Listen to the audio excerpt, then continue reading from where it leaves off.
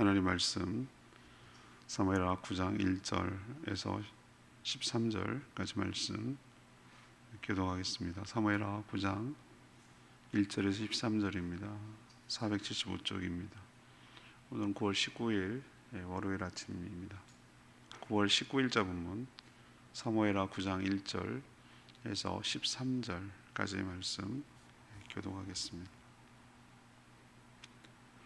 다윗이 이르되 사울의 집에 아직도 남은 사람이 있느냐? 내가 요나단으로 말미암아 그 사람에게 은총을 베풀리라 하니라. 사울의 집에는 종 한 사람이 있으니 그의 이름은 시바라. 그를 다윗의 앞으로 부르매 왕이 그에게 말하되 네가 시바냐 하니 그의 이르되 당신의 종이니이다 하니라. 왕이 이르되 사울의 집에 아직도 남은 사람이 없느냐? 내가 그 사람에게 하나님의 은총을 베풀고자 하노라 하니 시바가 왕께 아뢰되 요나단의 아들 하나가 있는데 다리 저는 자니이다 하니라. 왕이 그에게 말하되 그가 어디 있느냐 하니 시바가 왕께 아뢰되 로드발 암미엘의 아들 마길의 집에 있나이다 하니라. 다윗 왕이 사람을 보내어 로드발 암미엘의 아들 마길의 집에서 그를 데려오니 사울의 손자 요나단의 아들 무비보셋이 다윗에게 나와 그 앞에 엎드려 절하매 다윗이 이르되 무비보셋이여 하니 그가 이르기를 보소서 당신의 종이니이다. 다윗이 그에게 이르되 무서워하지 말라. 내가 반드시 내 아버지 요나단으로 말미암아 내게 은총을 베풀리라. 내가 내 할아버지 사울의 모든 밭을 다 내게 도로 주겠고 또 너는 항상 내 상에서 떡을 먹을지니라 하니 그가 절하여 이르되 이 종이 무엇이기에 왕께서 죽은 개 같은 나를 돌아보시나이까 하니라. 왕이 사울의 시종 시바를 불러 그에게 이르되 시종 사울과 그의 온 집에 속한 것은 내가 다 내 주인의 아들에게 주었노니 너와 내 아들들과 내 종들은 그를 위하여 땅을 갈고 거두어 내 주인의 아들에게 양식을 대주어 먹게 하라. 그러나 내 주인의 아들 무비보셋은 항상 내 상에서 떡을 먹으리라 하니라. 시바는 아들이 15명이요 종이 20명이라. 시바가 왕께 아뢰되 내 주 왕께서 모든 일을 종에게 명령하신 대로 종이 준행하겠나이다 하니라. 무비보셋은 왕자 중 하나처럼 왕의 상에서 먹으니라. 무비보셋에게 어린 아들 하나가 있으니 이름은 미가더라. 시바의 집에 사는 자마다 무비보셋의 종이 되니라. 무비보셋이 항상 왕의 상에서 먹음으로 예루살렘에 사니라. 그는 두 발을 다 절었더라. 아멘.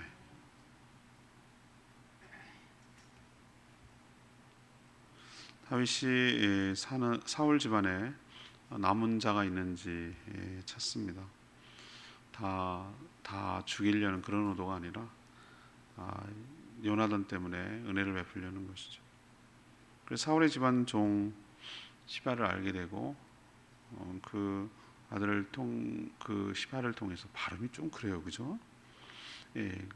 시바를 통해서 요나단의 아들이 생존했음을 알게 돼요. 그 아들 이름이 바로 무비보셋이라는 아들이었습니다.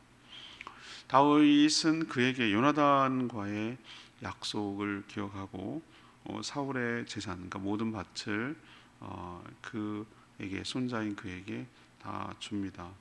이제 뭐 남은 사람이 없기 때문에 아들 다 죽고 전쟁통에 죽었기 때문이죠. 그리고 사울의 집을 섬기던 이 시종이죠. 가족이 농사를 지어서 그 무비보셋 요나단의 아들을 봉양할 것을 명령했습니다. 양식을 제공하라는 건 아니고 이미 다윗은 무비보셋에게 항상 다른 자녀들, 그러니까 자신들의 왕자들처럼 왕의 식탁에서 함께 식사할 수 있도록 그렇게 배려를 했습니다. 그러니까 왕과 함께 늘 식사를 하도록 배려하는 것이죠. 그래서 오늘 질문은 이것입니다. 은혜란 무엇인가? 은혜란 무엇인가? 이 다윗이 무비보셋에게 베풀어 준 것이 전형적으로 딱 그 은혜의 모습을 잘 나타나는 거거든요. 그래서 은혜란 무엇인가를 오늘 좀 같이 나누려고 합니다. 먼저 1절에서 5절까지 말씀입니다. 은혜는 언약의 근거에서 받는 것이다 라는 것을 우리에게 가르쳐 줍니다. 다윗이 사울의 손자이자 요나단의 아들인 무비보셋에게 보여준 행동은 은혜가 무엇인지를 잘 드러내고 있습니다. 다윗은 영토를 확장하는 한편 모든 이스라엘을 하나로 통합하고 통일하는 데 힘을 쓴 사람이에요. 그 통합하는 방법이 힘으로 눌러서 그냥 억지로 그렇게 통합하는 방법이 아니라 은혜의 논리로 하나로 만들어가는 것을 오늘 우리에게 보여주고 있습니다.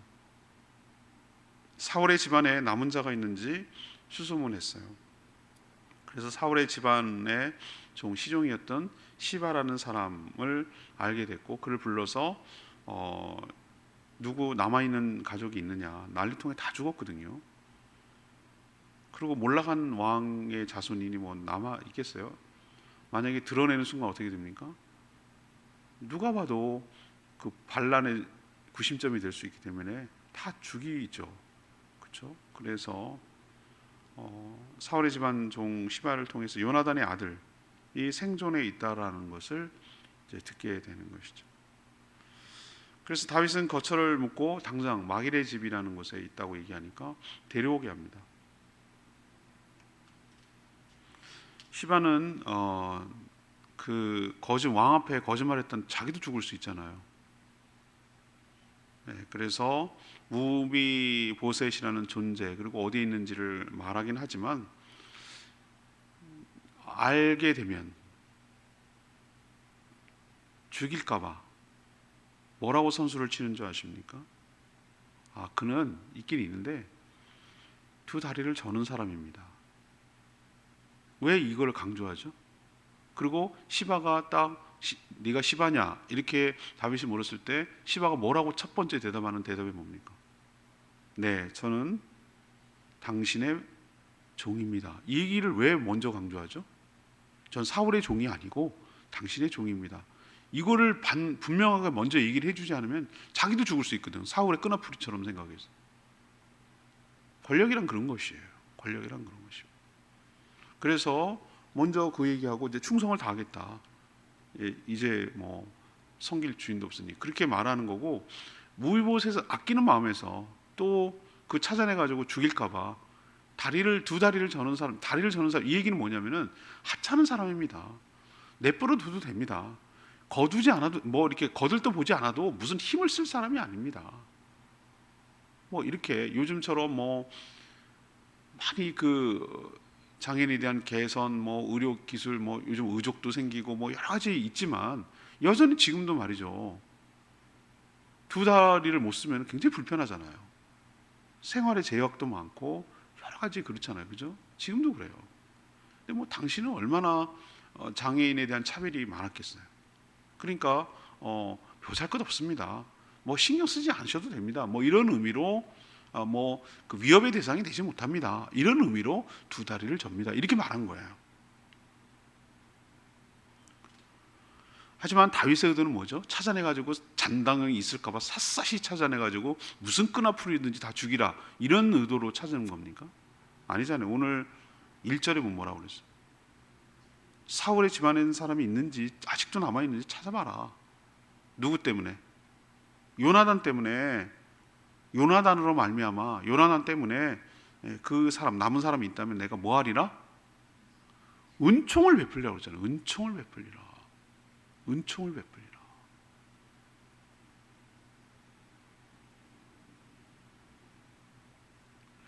그러면 요나단한테 뭔 얘기했는데? 여러분, 그래서 우리가 성경을 통독을 해야 되는 거예요.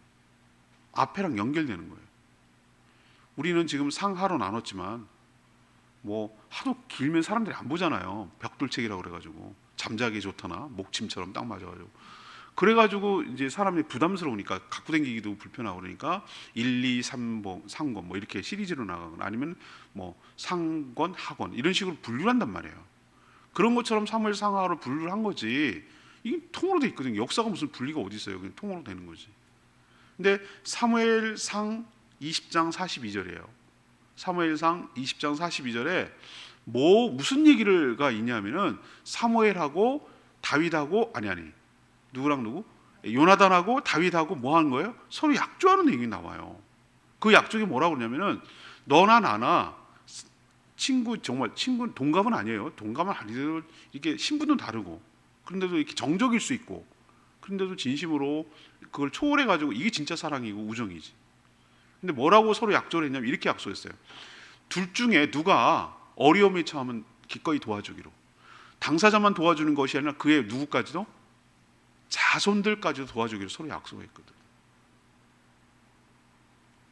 다윗은 그것을 기억해내고, 사울 때문이 아니에요. 여러분, 다 사울 때문이라고 그러지 않잖아요. 물론 그렇게 했지만 하나님이 그거를 데려간 거를 못 찾겠어요. 자기 손으로 안 했잖아요. 죽이려 해서도.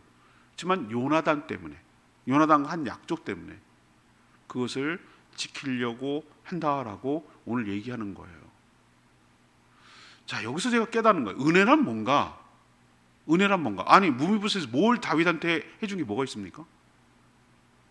아무것도 없어요. 그렇지만 그의 아버지 요나단에게 했던 약속 때문에 다윗은 그 약속을 지켜서 보살피고 챙겨주는 것이죠. 은혜가 이런 겁니다. 자, 하나님이 나한테 은혜를 베풀어 주신 이유가 뭡니까? 내가 뭘 하나님 앞에 잘했습니까? 좀 이따도 얘기하겠지만 은혜 받을 자격이 없는 자가 받는다고 했는데, 두 번째 얘기하는 게 그 얘기인데,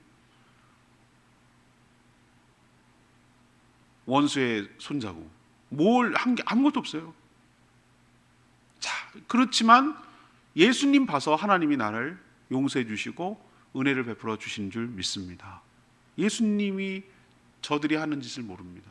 저를 보셔서 저들의 죄를 용서해 달라고 하잖아요. 그리스도 안에 있으면, 예수 안에 있는 자에게는 정말 하나님의 은혜와 복이 있는 것이죠. 주님처럼 우리를 대해 주시는 것이죠. 요나단이 살아있다면 아마 다윗이 그렇게 대했을 거예요. 그가 이제 죽었으니까 그의 자녀도 그를 봐서 그렇게 대하는 것이죠. 여기서 깨닫는 게 뭡니까? 은혜란 무엇입니까?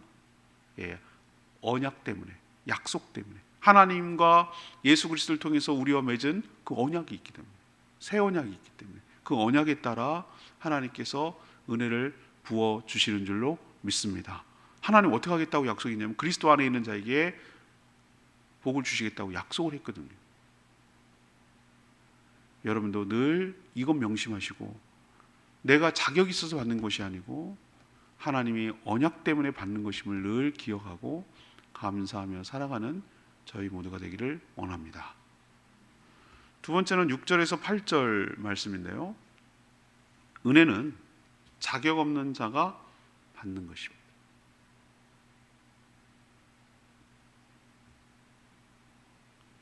다윗의 명령에 따라 살고 있던 그 마길의 집에서 왕궁으로 왔을 때 무비보셋이 어떤 심정으로 왔을까요? 여러분, 무비보셋이에요. 어떻게 되게 잘 숨어 있었는데 저놈이, 시바라는 놈이, 저놈이 내가 있는 걸 다 알려줘가지고 내가 여기 끌려올 때 이제 죽었구나, 조용히 살려 했는데 잊혀져가지고 그냥 이 한 몸 그냥 죽지 못해서 비참한 인생 살려고 했는데 결국은 나를 찾아내가지고 이렇게 죽이는구나, 이런 심령으로 왔지 않겠어요? 여러분 생각에? 그러니까 여러분 좀 상상력을 동원하세요. 그냥 막 읽는데 막 이렇게 해갖고 난 오늘 읽었어, 통도 끝내서 이러지 마시고, 물론 그게 과정이 필요하지만 천천히 곱씹어가면서 저는 막 상상력을 동원하는 거예요. 오매 뭐 이런 것만 해갖고 그냥 왔구나 이렇게 하지 않고 그 사람 심정이 한번 돼보는 거예요. 다윗은 어떤 마음으로 불렀을까? 무비보셋은 시바는 왜 당신의 종인이다 막 이러면서 다리를 저는 사람이다 왜 그렇게 막 말을 했을까? 이 생각을 해보는 거예요. 그게 사람 심리가 다 똑같거든. 그 사람이 내가 마음으로 들어가고 그 사람 입장이 돼보면은 그게 다 이해가 되거든요. 사람이 그 모습이 다 나오는 거예요. 무비보셋 얘기는 안 했지만 저는 상상이 돼요. 그 마음이 어땠을까? 결코 편하게 오는 게 아니에요. 아우 나를 왕이 나를 부르네. 아우 막 이러고 으쓱으쓱대고 안 왔을 거예요. 죽었구나. 결국 내가 이렇게 죽는구나. 이렇게 하고 왔을 거예요. 끌려왔을 거예요. 끌려왔을 거라고. 그리고 만나자마자 뭐 합니까? 무비보셋 하는 다리도 불편해. 두 다리를 전다 그랬어요. 만나자마자 뭐 했어요? 엎드려서 다윗에게 절을 합니다. 그리고 말 시키지도 않았는데 당신의 종이니이다. 역시 얘도 또 종이니이다. 바짝 엎드려. 죽을까봐 두려워서 완전히 저 자세로 바닥을 기는 거예요. 다윗은 보니 알죠. 왜 다윗이 그리 눈치가 없겠어요. 그래서 그런 태도를 의식해서 그런지 다윗이 무비보셋에서 한 말이 뭐예요? 무엇부터 제일 먼저 얘기했어요? 무서워하지 마라. 무서워하지 마라. 라고 뭐하죠? 안심을 시키죠. 무서워하는 게 보이니까 벌벌 떨고 이제 죽었구나라고 생각하는 거예요. 이런 상황에서 대부분의 권력자는 후환을 없애기 위해서 자손을 찾아내서 모두 다 죽입니다. 죽여요. 왜 그러냐면 자기가 원하지 않더라도 신하가들이 그렇게 합니다. 왜 그러냐면은 생각해 보세요. 항상 그 뭐랍니까? 명분이 있어야 되고 그러면 반란의 세력들은 반란의 옛날에는 왕정제였기 때문에 그 후손을 남겨놔가지고 그것을 구심점으로 해가지고 세력을 똘똘 뭉쳐가지고 눈덩이처럼 커져가지고 반란의 세력을 키우거든요. 그런 식이거든요, 항상. 그러니까 잔당을 다 없애버려야 되는 거예요. 제가 동물의 왕국 좋아한다 했죠. 그 동물 사자들의 세계. 숫사자들끼리 이제 막 서익 다툼하는 거예요. 숫사자는 여러 마리 있지 않아요. 돌아다니 이제 크면은 내쫓아요. 암사자들이. 돌아다니고 자기 세력을 하기 위해서 도전을 해야 돼. 목숨 걸고 도전해야 돼. 아니면 자기 혼자 빌빌 돌아다녀야 돼. 그러면 사냥도 못 하고 힘들어요. 사자는 무리를 지어서 하기 때문에. 그래서 왕국을 이루고 있는 사자랑 맞짱을 뜨거든요. 이렇게 덤벼요. 근데 이제 지기도 하고. 근데 그거는 진짜 목숨 걸고 싸우는 거예요. 왜 그러냐면은 all or nothing. 그러니까 전부 차지하지 않으면 전부 죽는 거거든. 목숨 걸고 싸우는 거예요. 숫사자들끼리. 그때는 암사자들이 다 사냥해갖고 온 거 먹거든요. 지네는 그냥 털만 있어요. 걔네들은. 근데 그때는 만큼은 싸우는 거예요. 그래갖고 둘이 이제 싸웠네. 근데 새로 도전한 애가 이겼어. 늙어갖고 이제 힘없는 이제 숫사자 걔는 그렇게 끝나는 거예요. 도망가. 그러면은 이 새로 왕자가 된 숫사자가 제일 먼저 하는 일이 뭡니까? 전 숫사자 사이에서 태어난 새끼 다 죽여요. 무섭죠? 아니 종족이 번식돼야 된다며. 아니지. 그거는 저 놈의 자식이지. 새끼지. 그래야 빨리 다 죽여야 암사자가 그 교미를 하거든요. 그래야 자기 종족이 번식이 되거든요. 동물도 알아. 동물도. 무섭죠? 그게 동물의 세계예요. 우리 같으면 사자 수가 많아지는 게 나을 것 같은데 그렇지 않다니까요. 자기 그 DNA를 보존하려고 한다니까요. 속성이 그래요. 여기도 보면 권력이 그렇단 말이에요. 다 죽이는 게 보통 일상이에요. 그런데 다윗이 대뜸 뭐라고 그런지 아세요? 내가 두려워하지 말라고 하는 이유가 반드시 내가 요나단과 맺은 약속을 내가 지키겠다. 앞에 내가 얘기한 거죠. 은총을 내가 베풀겠다라고 말하고 말만 하는 게 아니라 실질적으로 어떤 조치를 취하냐면은 그의 할아버지 왕이었으니 전 왕이었으니 얼마나 만큼 땅이 많겠어요. 상상이 되잖아요, 여러분. 그죠? 땅이 얼마나 많겠어요. 사울의 모든 밭이라고 표현했지만 옛날엔 논이었겠어요, 걔네들이. 논의 개념은 우리 개념이에요. 몇 마지게 하는 거는. 그들은 다 밭이죠. 올리브밭, 뭐 감람나무 밭, 뭐 또 뭐 포도나무 밭, 밀밭, 뭐 이런 밭이죠. 그 밭을 전 재산이에요. 토지를 누구에게 주겠다? 너에게, 무비보셋에게 다 넘겨주겠다. 왕의 명령이 누가 거슬리겠습니까? 아니거든요. 뭐 이렇게 말할 사람 누가 있겠어요? 다 상속받은 사람 다 죽었는데 뭐.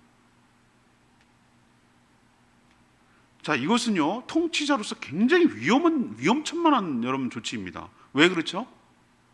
땅이 있으면 소산이 있고 후손이 있고 그러면 뭐 하는 거죠? 세력이 규합되고 뭉칠 수 있는 반란의 구심점이 될 수 있기 때문에 이런 조치를 하는 것은 다윗의 신하들이 별로 달가워하지 않을 거예요. 몹시 죽을 줄 알고 두려워해서 왕궁으로 끌려온 무비보셋이 8절에 뭐라고 얘기합니까? 그런 다윗의 조치에 그가 절하여 이르되 이 종이 무엇이기에 왕께서 죽은 개 같은 나를 돌아보시나이까 하니라. 자기를 뭐라고 지칭합니까? 살아있는 개도 별 볼 일 없는데 죽은 개 뭔 좋게 취급하겠어요? 그냥 죽었나 보다 하는 거지. 자기가 그런 존재라는 거죠. 다 몰락한 왕가에 두 다리까지 절고 죽여도 뭐 그만 그런 존재, 아무런 존재의 의미와 가치가 없는 나에게 왜 이렇게까지 파격적으로 해주시는 것입니까? 왜 이런 나에게 감동을 주십니까? 라고 감사하고 있잖아요. 여기서 제가 깨닫는 게 있어요. 은혜란 뭔가 받을 자격이 없는 자가 받는 것이 은혜인 줄로 믿습니다. 왜 이런 다윗이 이렇게 했을까요? 자기가 그랬거든. 자기가 어제 주일날 제가 말씀드렸잖아요. 다윗의 언약에 대해서 얘기하면서 하나님이 이런 파격적인 성전 저주 짓겠다고 했을 때 아니다라고 말씀하시면서 엄청난 7장의 파격적인 조치를 취해 주셨잖아요. 그죠? 그때 다윗이 뭐라고 반응했어요? 하나님, 제가 뭐라고? 저까지 이렇게 뭐라고 이렇게 엄청난 은혜를 베풀어 주십니까?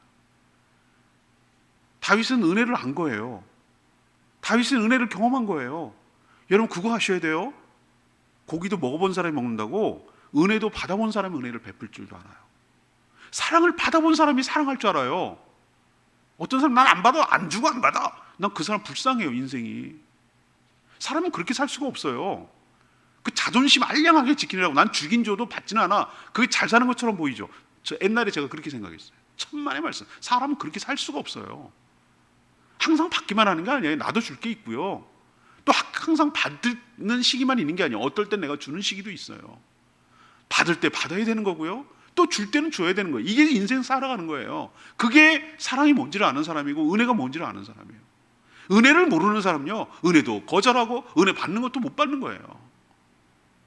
제가 다윗 보면서 그렇구나. 은혜가 받으면 받을수록 그 은혜가 너무나 감격하고 고마워서 그 역시 남에게 은혜를 베풀려는 마음이 생기는 거구나. 이런 마음이 훅 들어왔어요. 사랑하는 여러분, 우리는 이 말씀을 보면서 대입을 시켜야 돼요. 어떤 대입을 하냐? 그래, 내가 무비보셋이지 뭐. 아무런 하잘것없는 존재지. 보잘것없는 존재지. 거두지 않아도 내가 왜 거두지 않냐고 말할 수 있는 자격조차 없는 거지. 무슨 소리를 낼 수도 없는 거지. 그런데 하나님, 죽은 개 같은 나를, 내가 이런 존재가 이 지구상에 있었나라고 잊혀져도 스쳐 지나가도 별 볼 일 없는 인생인데 하나님께서 나를 주목하시고 내가 감당 못할 나에게 커다란 은혜를 베풀어 주시고, 웬 이런 은혜입니까? 웬 이런 파격적인 조치입니까? 땅을 주질 않나? 왕의 상에서 왕자처럼 먹으라고 그러지 않나? 이게 어떻게 가능한 얘기냔 말이에요. 우리가 어떻게 천국에 갑니까? 우리가 어떻게 주님과 더불어 잔치상에 들어갈 수 있습니까? 무슨 자격으로? 뭔 한 일이 있다고? 이거 생각하면 여러분 평생 동안 무비보셋은 다윗에게 감사하며 살았을 거예요. 여러분도 하나님 은혜에 평생 동안 감사하며 감격하며 살아가는 저와 여러분 되기를 소망합니다. 더 나아가서 나에게 누군가가 은혜가 필요한 사람에게 기꺼이 은혜를 베풀어주고, 자격 없는 자 알아요. 받을 자격이 없는 거 알아요. 안 줘도 그 사람은 할 말이 없는 거예요. 그런 자가 있거든. 내가 받은 은혜 생각해서 나도 역시 은혜를 베풀며 살아가는 복된 인생 되기를 축복합니다. 마지막 세 번째는 9절에서 13절까지 말씀, 은혜는 실제적인 혜택을 받는 거예요.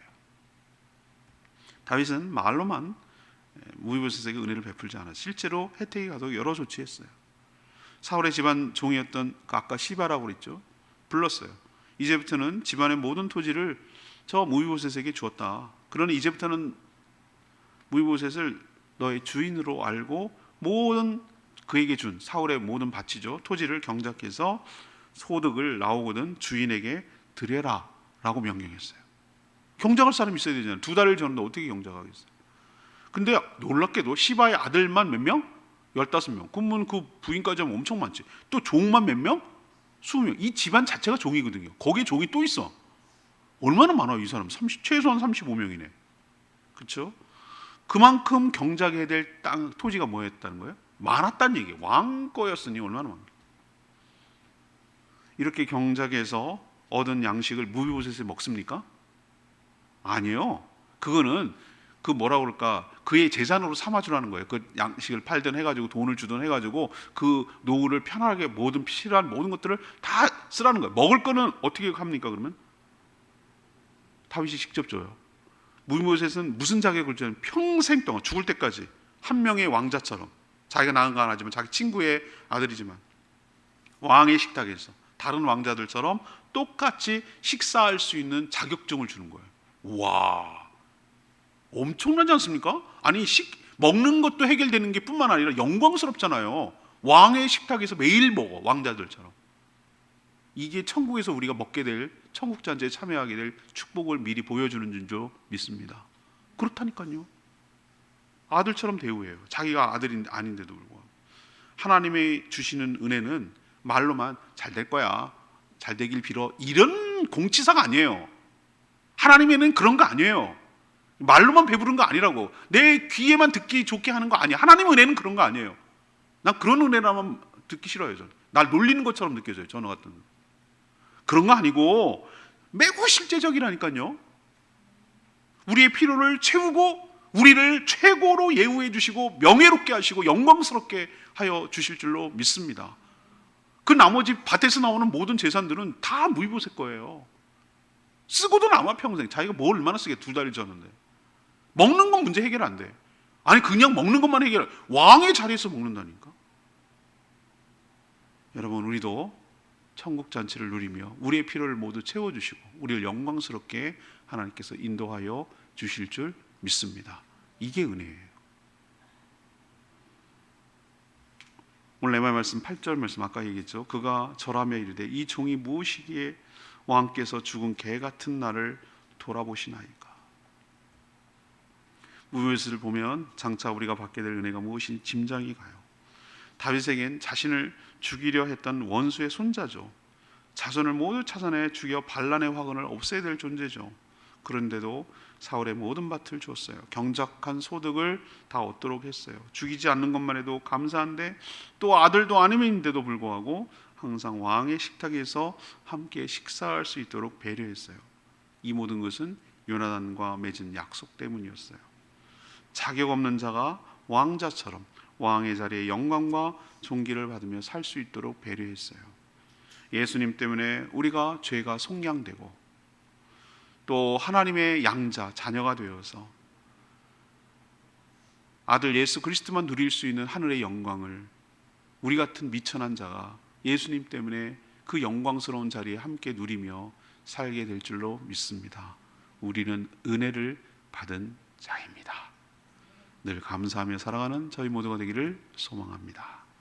오늘 말씀 들고 기도하기 전에 282장 찬양집 282장 부르고 기도하겠습니다.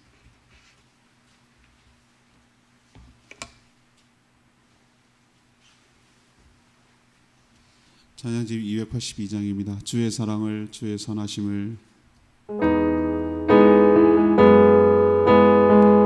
주의 사랑을, 주의 사랑을, 주의 선하심을,